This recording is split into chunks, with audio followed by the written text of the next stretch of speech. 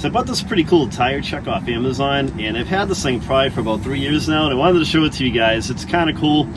It has an air pressure release button on it, and it illuminates. I'll show you how it works. Instead of a normal air check that fits on the end of your hose, put this one on like this, and then it'll have a reading right here. And I have 31 pounds of air pressure in here. If it's dark out, it does illuminate. There's a button right here, and it's kind of cool. You can't see right now, but I've used this at night. It's like an LED background. It's neat. So to add air,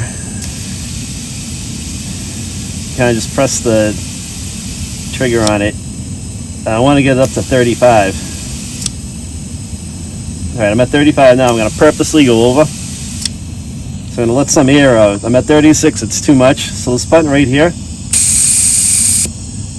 will let some air out, and you can dial it right in, the air pressure right in. I've had this air check for a while. I love this thing. I've been using it. Like I said, I've had to have had this thing for like 3 years. Wanted to do a quick video on it. I'll put a link to it in the description of my video over to the Amazon store so you guys can buy one if you want one.